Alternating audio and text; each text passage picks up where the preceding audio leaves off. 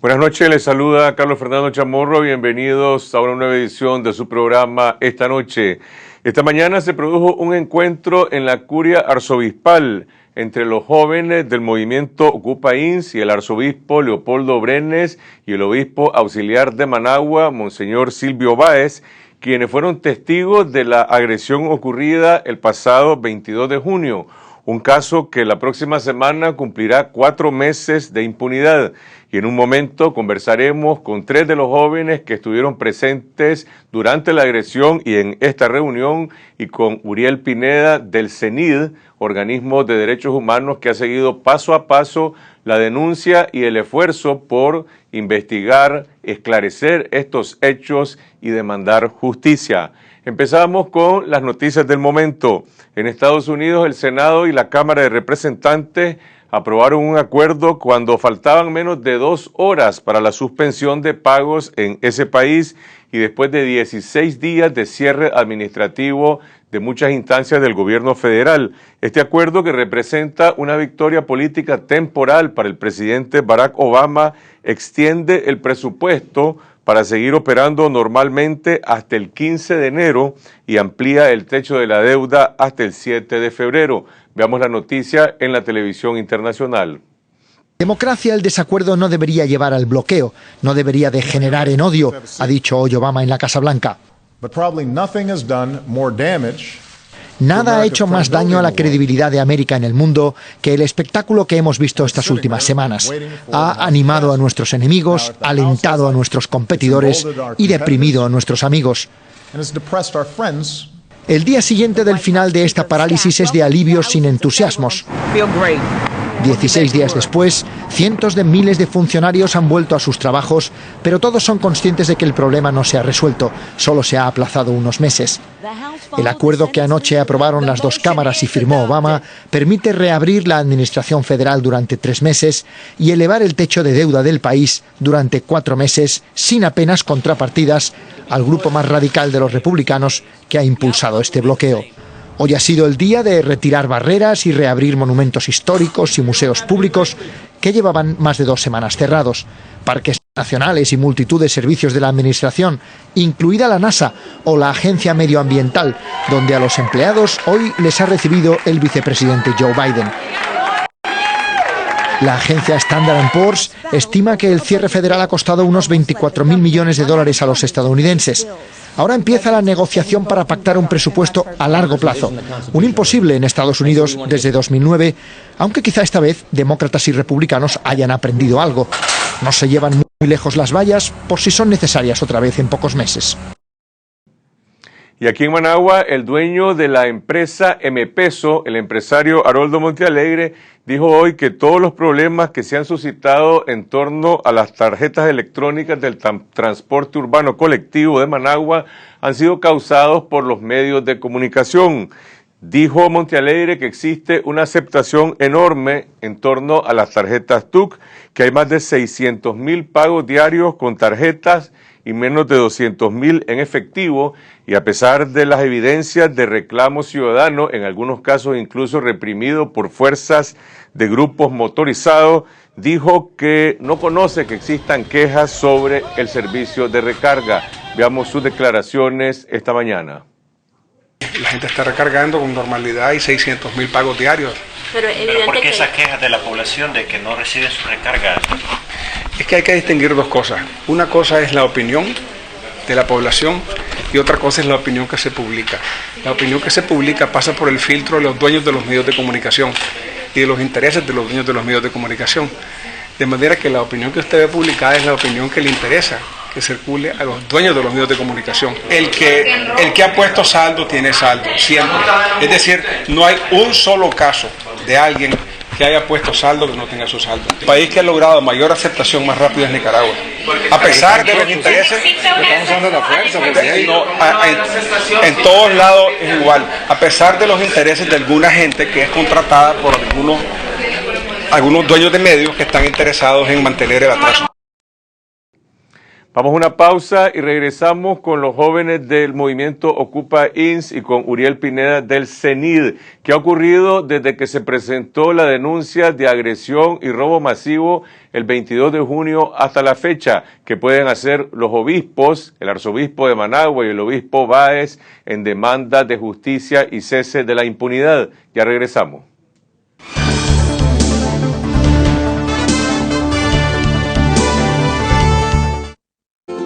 ¿Y vos qué pensás? En algunas ocasiones creo que es lo mejor. Tal vez cuando sea una violación de una niña de 12 años. Por una malformación congénita en su bebé, yo creo que es mejor. Hay personas que tienen cáncer y... ¿Cómo va a morirse la mujer y dejar a su otro hijo? Nace el niño y muere la madre. La ley no miran. Y mis hijos. Si la vida de la madre está en riesgo. Obligarle que ella pueda parir, no se puede. Debería de ser legal. No es lo mismo que me lo cuenten a que lo viva. Aborto terapéutico. ¿Y vos qué pensás? Covirsa te trae un nuevo estilo de vida, un hogar de altura en el corazón de la ciudad. Condominio Parque del Club, apartamentos disponibles en nuestra nueva torre, un proyecto más de Covirsa, desarrollando desde 1977. Confidencial, el diario digital de más rápido crecimiento. Todo lo que tiene que saber en un solo lugar. Noticias, análisis y entretenimiento. Conéctese a confidencial.com.ni. Recorra Nicaragua entera con elegancia y seguridad en un vehículo de Lugo Rentacar. En Lugo Rentacar, usted puede alquilar el vehículo de su conveniencia, en las mejores condiciones y a los mejores precios.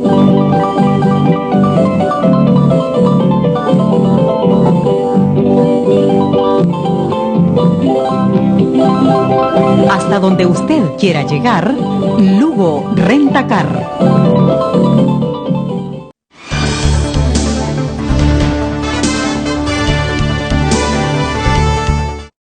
El próximo martes se cumplen 4 meses de impunidad desde que ocurrió la agresión y el asalto masivo en contra de 50 jóvenes del movimiento Ocupa INS y más de 30 ancianos en la madrugada del 22 de junio. Un asalto y una agresión que fue ejecutada por fuerzas de choque de la Juventud Sandinista movilizadas en vehículos públicos de la Alcaldía de Managua con la complicidad de la Policía Nacional.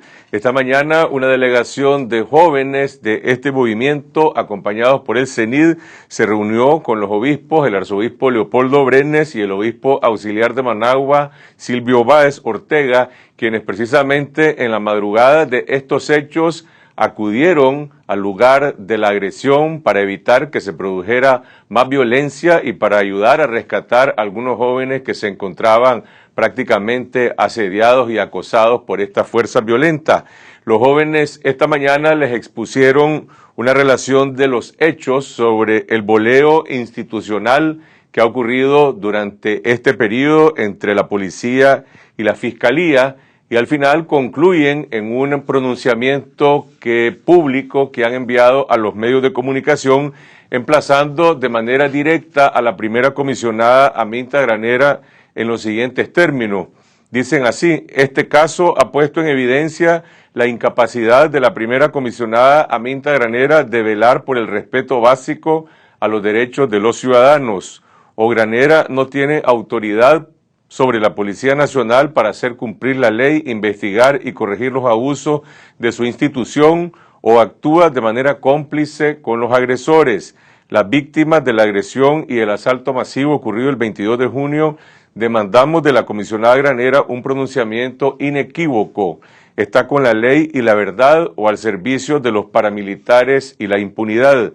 Exigimos a la directora de la policía que asuma su alta responsabilidad o que renuncie al cargo.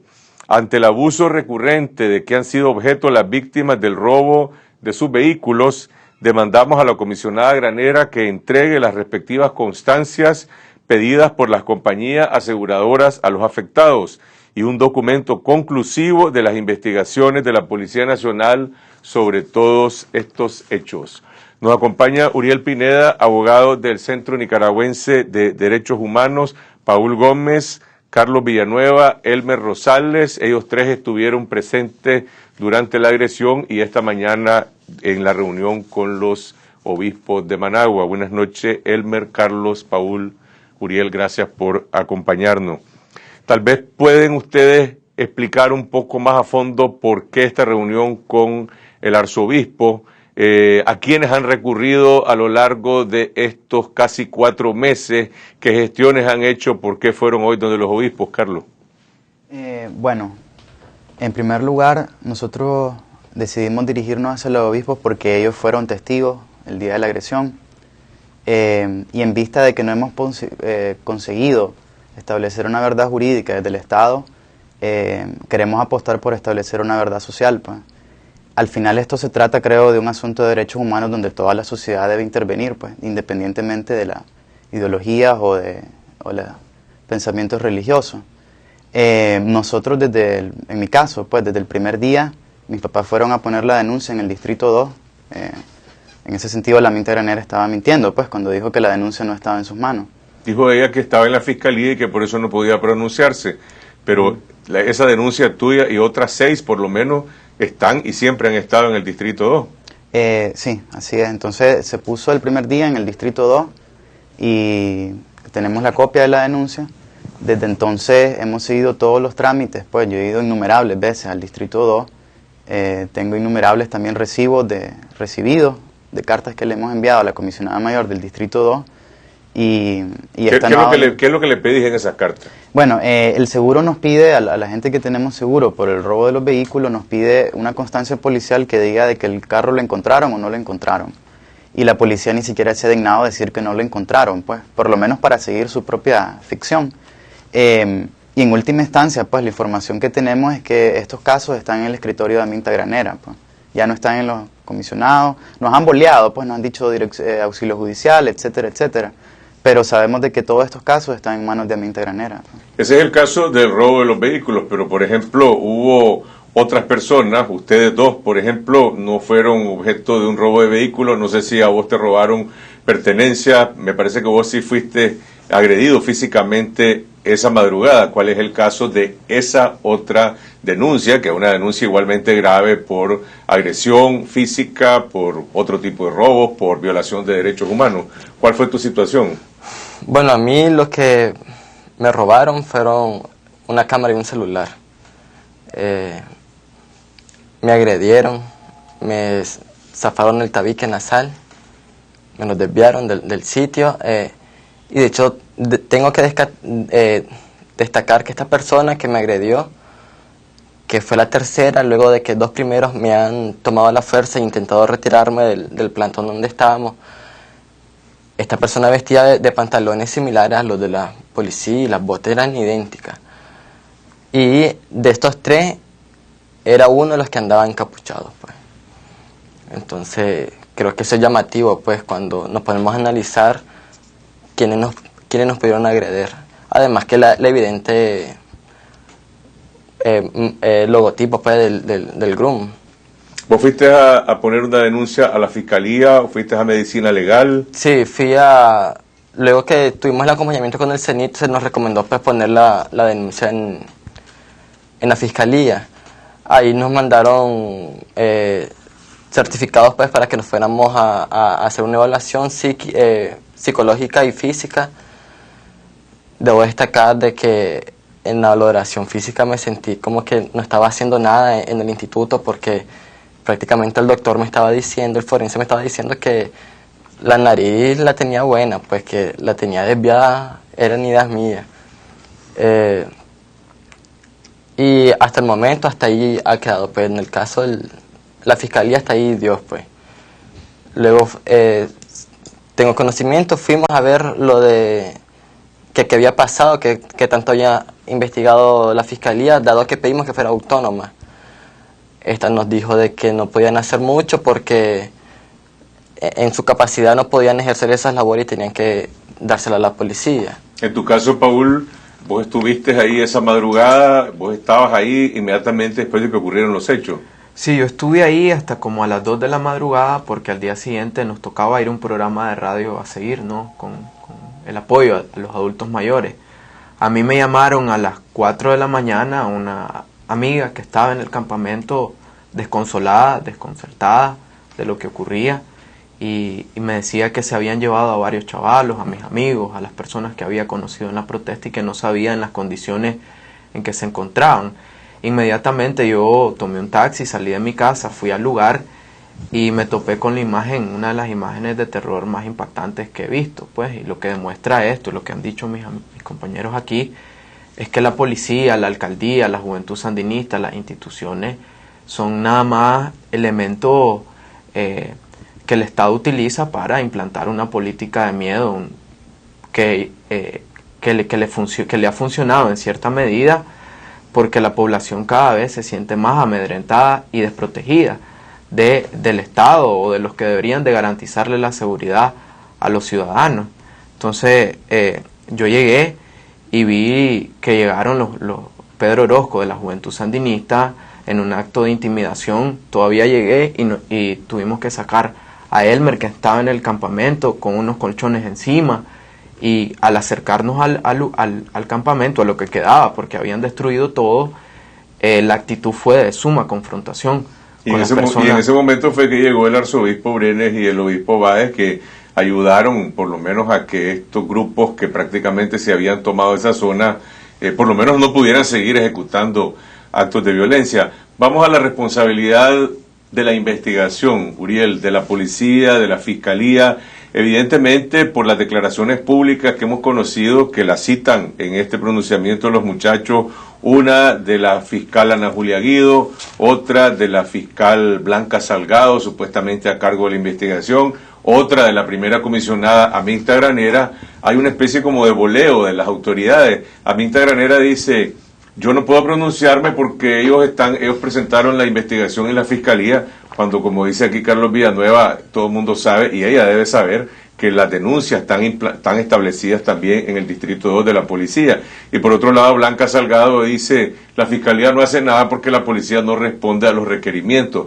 Pero ya vamos llegando la próxima semana a 4 meses. ¿Hay alguna justificación técnica, jurídica de alguna clase que puede amparar a las autoridades para a estas alturas no haber presentado los resultados de esta investigación y no haber hecho nada? Bueno, en principio no existe una explicación jurídica o que el caso sea complejo para que no se arrojen los primeros resultados, al menos del proceso investigativo. Sin embargo, hay que reconocer que hay hechos que han quedado invisibilizados.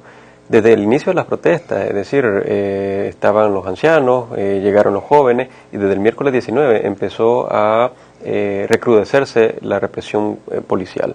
¿Y en qué sentido? O sea, un compañero nuestro, plenamente identificado con su respectiva camiseta, fue detenido por la policía, un hecho sin precedentes. Y no solo eso, pues los jóvenes que se atrevían a pasar alimentos, que se atrevían a llevar agua, cosa que estaba prohibida, ni en un conflicto armado, por ejemplo, ese tipo de asistencia humanitaria se prohíbe. Fueron, digamos, víctimas también de represión. Pero hay un grupo de detenciones ilegales previos al 22 de junio, y un grupo de agresiones que fueron debidamente denunciadas en asuntos internos y ante la misma policía, etcétera, donde nunca se arrojaron resultados. La gente que fue agredida el día 22 de junio y se ha separado, como digamos, en 2 grupos principalmente. Por cuestiones de los seguros de los vehículos y todo esto, es necesario interponer la denuncia en la Policía Nacional. No obstante, la gente que fue víctima de agresión, como bien identificaba aquí uno de las víctimas, se denuncia directamente a la policía de participar en esas agresiones. O sea, es decir, hay una denuncia de robo, hay una denuncia de agresión y de violación a derechos humanos.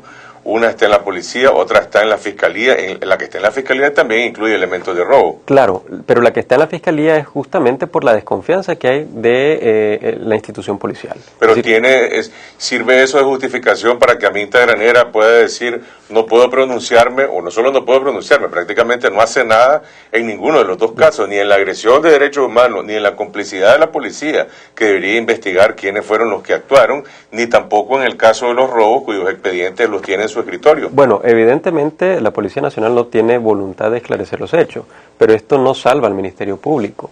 Vemos a un Ministerio Público beligerante en otros casos donde una funcionaria dice yo puedo llamar a rendir declaración a quien quiera cuantas veces quiera, y en el caso de los jóvenes agredidos en el INS remitieron las diligencias investigativas a la Dirección de Auxilio Judicial, que está señalada además de haber participado activamente dentro de las agresiones. Ok, vamos a ir a una pausa y al regresar, ¿qué le plantearon ustedes al arzobispo Brenes y al obispo Báez? ¿Qué respuesta le dieron? ¿Qué expectativa puede existir de que los obispos se pronuncien sobre este y otros casos de violaciones de derechos humanos en los cuales está en la impunidad de las denuncias que han presentado los ciudadanos?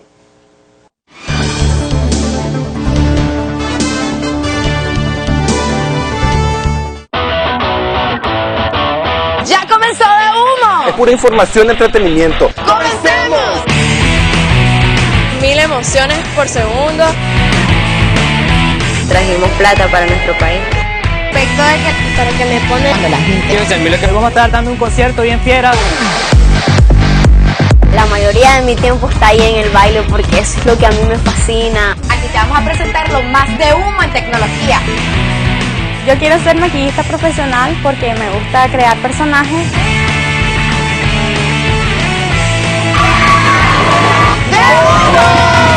Todos los domingos a las 6 de la tarde por Canal 12.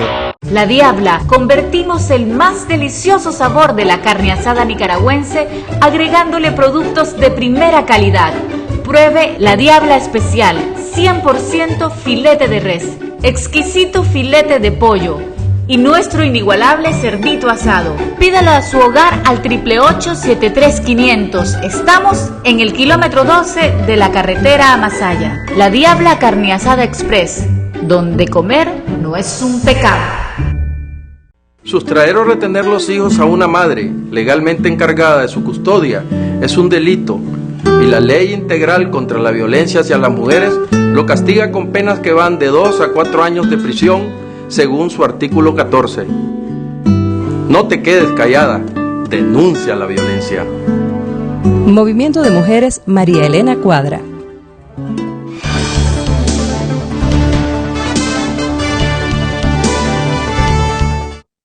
Continuamos en esta noche, estamos conversando con Uriel Pineda del CENID, Paul Gómez, Carlos Villanueva, Elmer Rosales, todos miembros del movimiento de jóvenes que, apoyando la demanda de los ancianos por su pensión reducida, fueron agredidos y asaltados el 22 de junio en torno al campamento que organizaron cerca de las inmediaciones del Seguro Social. Ellos estuvieron esta mañana con Uriel del CENID en un encuentro con el arzobispo Brenes y el obispo Silvio Báez.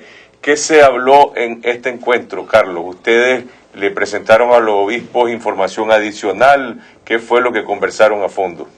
Bueno, nosotros les pusimos un historial de lo que ha pasado en los últimos 4 meses, de cómo las instituciones han tenido una respuesta nula en este caso, y también quisimos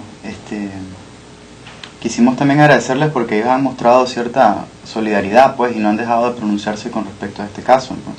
Como decía, esta es una cuestión de derechos humanos, pues, en la cual todas las voces tienen que alzarse, pues, porque no podemos construir consensos políticos, económicos, olvidando la cuestión de los derechos humanos, pues no queremos un país así, pues.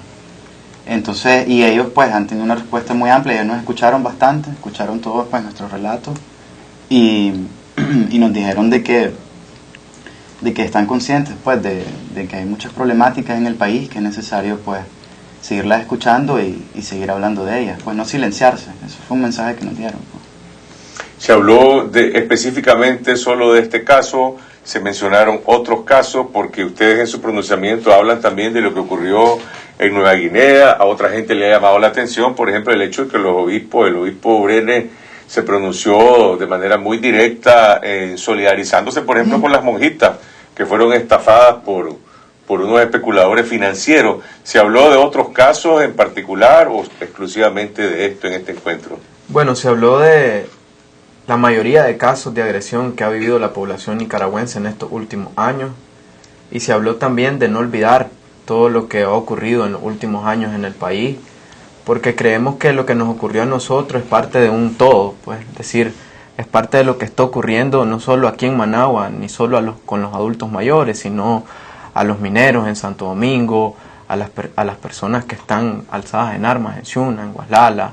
Se habló de no olvidar, se habló de no tener miedo a protestar cuando las demandas son justas. Nosotros creemos que hubo una comunicación muy sincera con los obispos, en donde pudimos expresar nuestros temores, es decir, los temores que hay y que tenemos, pero también pudimos expresar que esto es una experiencia más y que la lucha por la restitución de garantías sociales, de derechos humanos debe seguir, y que este gobierno es el que más se ha visto perjudicado por esto. Es decir, a pesar de que ellos han querido infringir miedo a la ciudadanía, lo que vemos, lo que hablamos en esta mañana fue que los que más tienen miedo son ellos.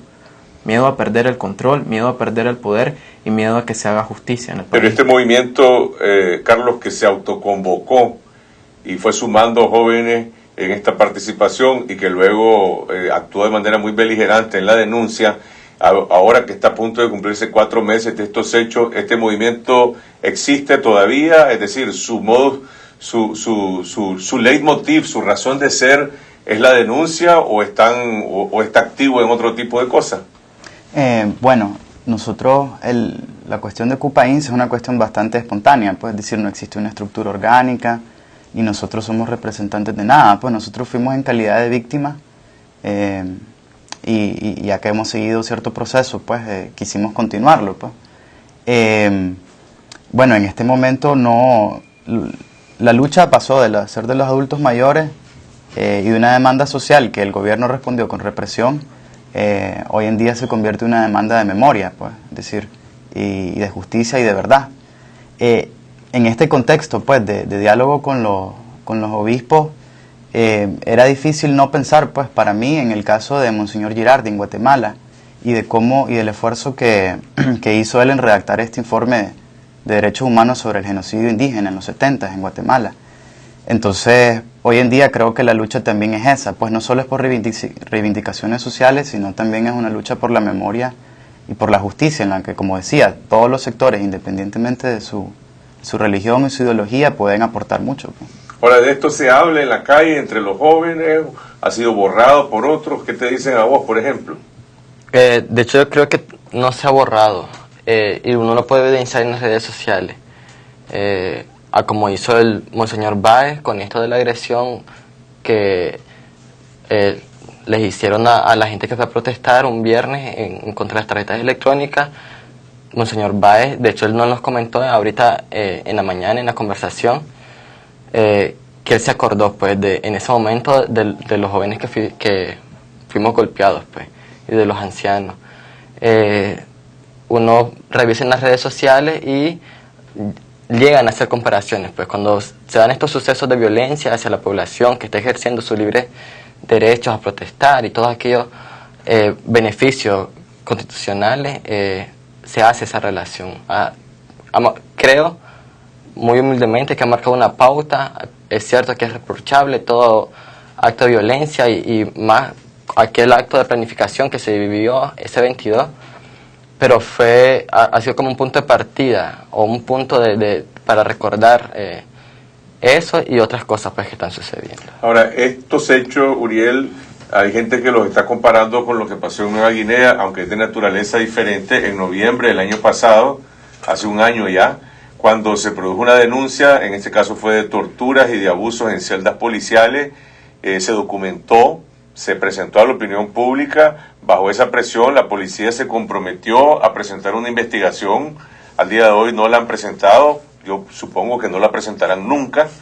¿Podrá ocurrir lo mismo en este caso, que ya va a cumplir 4 meses? Bueno, definitivamente es posible, pero hay una diferencia. Es decir, lo de Nueva Guinea es criminalización de la protesta. Es decir, participa la policía es la denunciada directamente. Aquí hay otro elemento, y es permitir a grupos literalmente paramilitares agredir abierta e impunemente a un grupo de jóvenes que se atreve a protestar. ¿Y qué implicaciones prácticas tiene esto? que desmotiva o no incentiva cualquier tipo de protesta. Es decir, alguien que esté inconforme o disienta de alguna realidad particular tiene el temor de expresarse públicamente no porque la policía lo reprima, sino porque grupos paramilitares lo van a agredir, como justamente sucedió en la protesta de M-Peso, y esto es muy peligroso, y los obispos estaban conscientes de esto hoy en la mañana. ¿Por qué? Porque al acabarse el diálogo, al acabarse las expresiones de inconformidad como la manifestación pública, viene la violencia. Y eso es lo que pasó. Una foto que publicada en los periódicos, que sale una mujer con un cuchillo, es el vivo retrato de lo que está pasando por utilizar a grupos paramilitares para reprimir protestas. ¿Qué recurso queda frente a la policía, frente a la fiscalía, frente a la primera comisionada Aminta Granera en este caso? Bueno, aprovecho el espacio para comentarte que a finales de la próxima semana el Centro Nicaragüense de Derechos Humanos hizo solicitud a la Comisión Interamericana de Derechos Humanos de audiencia especial por el tema de policía. Desde hace unos 5 años la actuación policial se ha deteriorado sensiblemente, y hoy ante la Comisión Interamericana deben de rendir cuentas de su actuación. Y esperamos que la representación del Estado de Nicaragua explique no solo a la Comisión Interamericana, sino que a la población en general la actuación omisiva de la Policía Nacional en este tipo de casos y la complicidad perversa que hay dentro de las agresiones. Pero eso sería, digamos, una gestión internacional. Igual la policía puede, o el Estado puede lavarse las manos, como ha ocurrido en otros casos. Yo pregunto, desde el punto de vista procesal, de los recursos, de los plazos, tanto en lo que respecta al reclamo por agresión de derechos humanos frente a la Fiscalía, como al hecho también del robo masivo de los 7 vehículos y los otros bienes frente a la policía, cuyos plazos ya están agotados por las compañías de seguro, y la policía sigue prácticamente secuestrando un derecho de emitir eso que señalaba Carlos, ese conclusivo, ese informe sobre el robo de los vehículos. ¿Hay algo más que ustedes como abogados pueden hacer? Bueno, efectivamente nosotros podemos brindar acompañamiento en el tema específico de los vehículos, en la tutela judicial respecto de la obtención de la respuesta de la Policía Nacional para eventualmente activar la reclamación formal ante las compañías de seguro.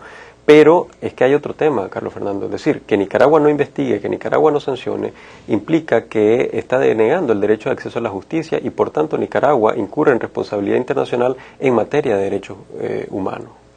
Y la policía y el ejército prácticamente desarrollan una campaña nacional en el caso de la situación que hay en el norte del país, que vos mencionabas, persiguiendo grupos armados que la policía dice son delincuenciales, y por lo tanto se aplica todo el peso de la fuerza, de la ley, de la autoridad coercitiva. Hay persecución, hay enfrentamientos a balazos, incluso hay víctimas, hay muertos. En este caso, esos grupos que los agredieron a ustedes, ¿cómo pueden calificarse? ¿Son grupos políticos? ¿Son grupos delincuenciales? ¿Cómo se pueden describir? Bueno, esos grupos estaban armados. El día de la agresión sí hubieron disparos, pues. Entonces, y responden directo, son grupos de choque que responden directamente a la Secretaría del Frente, pues pasan por la Alcaldía de Managua, que es quien ejecuta, a través de Fidel Moreno y compañía, y es una acción, como decía Elmer, planificada, premeditada, para desalojarnos del lugar, pues. Ese es un hecho, esa es una agresión política y de derechos humanos, pero ejecutaron un robo también, eso es un hecho delictivo. Ellos venían planificando lo que ocurrió el 22 de junio desde días anteriores, pues yo vi a varios hijos de funcionarios, miembros de la Juventud Sandinista, miembros de la familia de Gustavo Porras en la protesta. Ellos andaban figoneando por dónde iban a hacer las entradas, cuántas entradas tenía el lugar. Es decir, fue algo sumamente premeditado, y yo creo que Uriel ha nombrado de la manera adecuada. Esto fue un acto paramilitar, comandado, como dice Carlos, por la primera dama y el presidente Ortega. Es decir, ellos dieron la orden de hacer limpieza en la protesta que teníamos. A eso yo le agregaría la utilización de los recursos de la Municipalidad de Managua. O sea, es que es asombroso la totalidad de lo que pasó el 22. La policía estaba presente durante el atraco. Para movilizar a las turbas se utilizaron camiones de la municipalidad, cerraron las calles, los grupos de choque, de hecho comentarios después de los que estaban ahí presentes se dieron cuenta pues de que algunos, cuando llegaron a hablar con ellos, que se habían apartado ya de esos grupos, contaron pues que en verdad habían sido llevados, pues pagados para ir a hacer la turba, pues que nos desalojó. ¿Qué esperan ustedes que este pronunciamiento produzca, específicamente el emplazamiento que hacen a la primera comisionada Minta Granero? Ustedes dicen, este pronunciamiento está con la ley y la verdad o al servicio de los paramilitares y la impunidad. Nosotros queremos seguir haciendo presión pública sobre Aminta Granera, como mencionamos en numerosas declaraciones, pues, y también ahí en el documento, de que no es posible que Aminta Granera siga al frente de la policía si no controla a la policía, si no responde por su propia institución, diciendo que nunca sabe qué es lo que está sucediendo, y siendo al mismo tiempo cómplice, por lo tanto, siendo cómplice de todas las agresiones, de las denuncias de tortura, de las violaciones sexuales y de los muertos que hay en sus celdas. Pues, yo no sé, yo espero que Aminta Granera rece, supongo que ella reza en su casa, pues espero que rece por toda la gente que han asesinado, han torturado y han violado en sus celdas. Pues. Gracias, Carlos, Elmer, Paul, Uriel, por sus reflexiones esta noche. No sé si hay algún otro punto, Uriel. Un tema sobre la investigación dentro de los robos. Miren, muchos de estos jóvenes participan activamente en movimientos sociales, es decir, eso es una labor de promoción de derechos humanos. Que les confisquen o les decomisen o les roben sus teléfonos con fines investigativos es particularmente grave porque ya se habla de persecución a defensores de derechos humanos. Robo de teléfonos, robo de cámaras, bueno, robo de billeteras, robo de otro tipo de vehículos, pero lo de los teléfonos evidentemente tiene otro tipo también de